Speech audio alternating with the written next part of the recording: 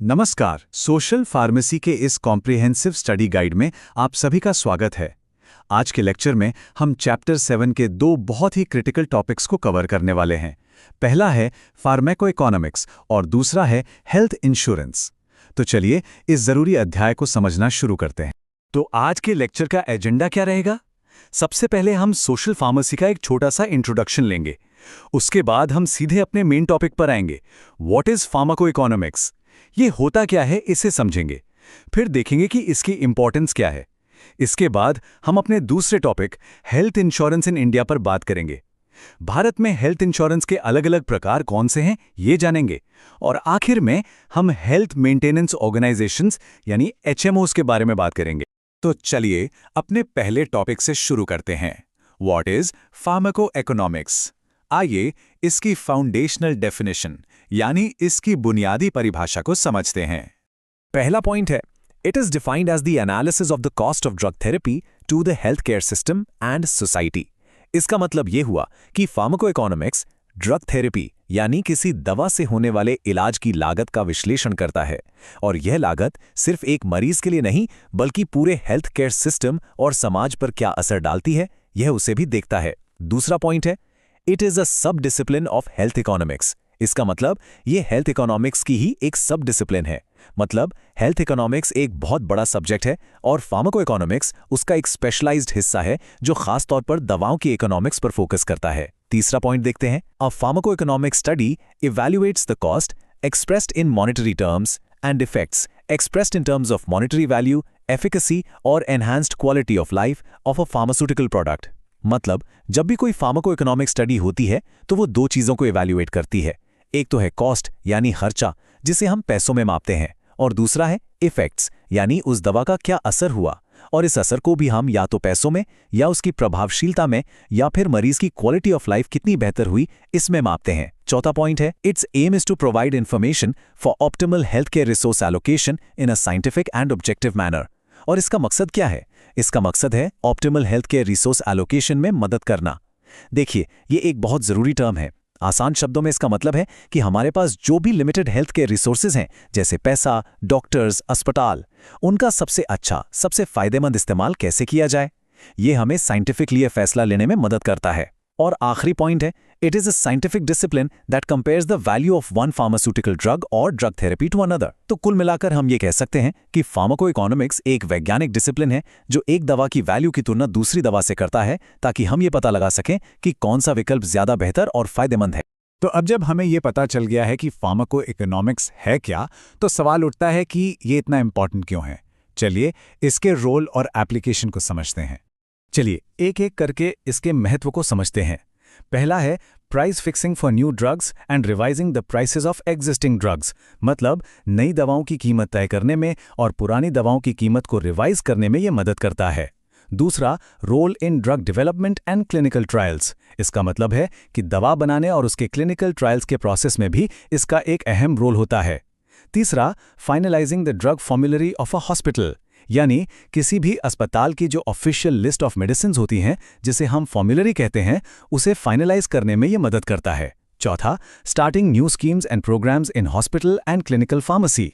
इसकी मदद से हॉस्पिटल और क्लिनिकल फार्मेसी में नई स्कीम्स और प्रोग्राम्स शुरू किए जाते हैं। पांचवां, deciding the inclusion of a drug in medical insurance reimbursement schemes, यानी किसी दवा को इंश्योरेंस स्कीम में शामिल किया जाना चाहिए या नहीं, ये फैसला लेने में भी इसका इस्तेमाल होता है। और छठा, to prepare the scientific data for promotional materials of the drug. मतलब दवाओं के प्रमोशन के लिए जो साइंटिफिक डेटा चाहिए होता है उसे तैयार करने में भी ये मदद करता है। अच्छा, अब इन सभी पॉइंट्स को याद कैसे रखा जाए? एग्जाम के लिए ये बहुत जरूरी है। तो यहाँ इस रेड बॉक्स पर ध्यान दीजिए। ये एक न्यूमोनिक है, मतलब याद रखने की एक आसान सी ट्रिक। न्यूमोनिक है new prices drive formularies, schemes, insurance and promotion. अब देखिए, न्यू प्राइसेस से आपको पहला पॉइंट प्राइस फिक्सिंग याद रहेगा, ड्राइव से ड्रग डेवलपमेंट, और उसके बाद फॉर्मुलरीज, स्कीम्स, इंश्योरेंस और प्रमोशन, ये सब सीधे सीधे बाकी के पॉइंट से जुड़ जाते हैं।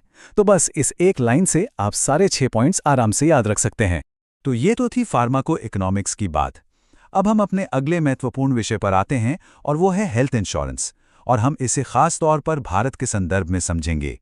पहला पॉइंट है, in India Health insurance is predominantly limited to inpatient services that requires at least 1 day stay in the hospital. Bharat में जो हेल्थ इंश्योरेंस सिस्टम है, उसकी एक खास बात यह है कि ये ज़्यादातर इनपेशेंट सर्विसेज तक ही सीमित है। इनपेशेंट सर्विसेज का मतलब होता है वो इलाज जिसके लिए आपको कम से कम 1 दिन अस्पताल में भर्ती होना जरूरी है। दूसरा point, at times this can cause cost inflation rather than cost savings. लेकिन इसकी वजह से एक प्रॉब्लम भी होती है।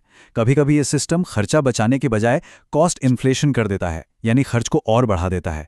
ऐसा इसलिए होता है क्योंकि कई बार लोग छोटी मोटी चीज़ों के लिए भी भर्ती हो जाते हैं ताकि इंश्योरेंस क्लेम कर सकें। आगे के पॉइंट्स हैं, there is need for a mechanism for contracts between insurers and providers to control costs. There is a need for consumer incentives to be cost conscious. Also, coordination of benefits is required if more than one policy covers the individual. इसका मतलब है कि खर्च को control करने के लिए बीमा कंपनियों और अस्पतालों के बीच कॉन्ट्रैक्ट का एक सिस्टम होना चाहिए। साथ ही उपभोक्ताओं को भी कुछ प्रोत्साहन मिलना चाहिए ताकि वो खर्च को लेकर सचेत रहें। और अगर किसी व्यक्ति के पास एक से ज़्यादा पॉलिसी हैं तो उनके लाभों को सही तरीके से कोऑर्डिनेट करना भी जरूरी है। और इस स्लाइड का जो सबसे ज़रूरी पॉइंट है वो आखिर में है, it has to move beyond providing just inpatient care to encompassing preventive care and wellness programmes. इसका मतलब हमारे सिस्टम को सिर्फ अस्पताल में भर्ती होने पर इलाज देने से आगे बढ़ना होगा, इससे प्रिवेंटिव केयर और वेलनेस प्रोग्राम्स पर फोकस करना होगा। मतलब हमारा जोर सिर्फ बीमारी के इलाज पर नहीं बल्कि बीमारी को होने से रोकने पर होना चाहिए।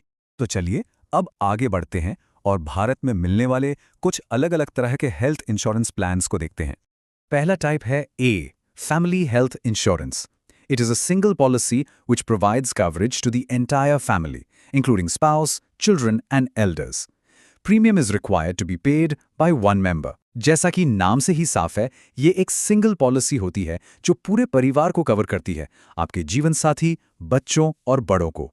इसकी सबसे खास बात यह है कि प्रीमियम सिर्फ एक सदस्य को देना होता है, लेकिन कवर सबको मिलता है। दूसरा है B, critical illness insurance. It provides a lump sum amount for life-threatening diseases that are pre-selected, e.g., organ transplant, kidney failure, cancer, etc. ये प्लान आपको जानलेवा बीमारियों के लिए एक लंप सम यानी एक मुश्त राशि देता है। पॉलिसी खरीदते समय ही कुछ बीमारियां चुन ली जाती हैं और अगर उनमें से कोई बीमारी होती है तो आपको क्लेम मिल जाता है। जैसे कि यहाँ कुछ उदाहरण दिए गए हैं, ऑर्गन ट्रांसप्लांट, किडनी फेलियर या cancer.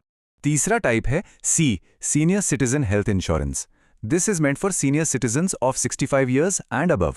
It covers hospitalization expenses. Special features like domiciliary hospitalization and psychiatric benefits are available. ये खास तौर पर 65 साल या उससे ज़्यादा उम्र के लोगों के लिए है। इसमें अस्पताल के खर्चों के अलावा कुछ खास फायदे भी मिलते हैं, जैसे डोमिसिलरी हॉस्पिटलाइजेशन यानी घर पर रहकर इलाज कराने का खर्च और साइकाट्रिक बेनिफिट्स यानी मानसिक स्वास्थ्य से जुड़े इलाज का कवर। और चौथा है D, individual health insurance. As per the name, this plan is meant for an individual. It covers all kinds of medical expenses, including hospitalization, surgery, medicines, etc., till the insured limit is reached. ये बहुत सीधा है। यह plan सिर्फ एक व्यक्ति के लिए होता है।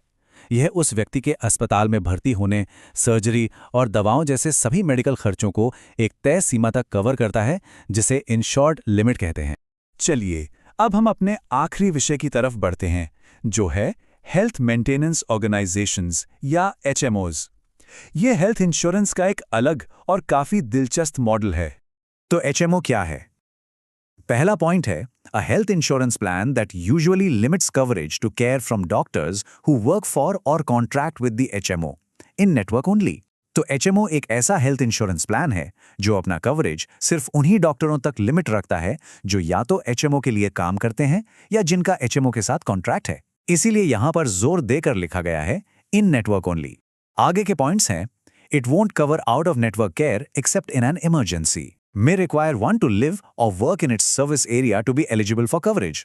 इसका मतलब ये इमरजेंसी के अलावा नेटवर्क के बाहर इलाज को कवर नहीं करता और कवरेज पाने के लिए आपको HMO के सर्विस एरिया में रहना या काम करना पड़ सकता है। और सबसे ज़रूरी बात जो इस मॉडल को बहुत खास बनाती है वो है the focus is on prevention and wellness. याद है हमने कुछ देर पहले ही बात की थी कि हमारे हेल्थ सिस्टम को भी इसी पर ज़्यादा ध्यान देना चाहिए। तो HMOs इसी फिलॉसफी पर काम करते हैं। वो सिर्फ इलाज नहीं करते बल्कि आपको स्वस्थ रखने और बीमारियों से बचाने पर जोर देते हैं। और इसी एक पावरफुल विचार के साथ हम आज का ये लेक्चर यहीं समाप्त करते हैं।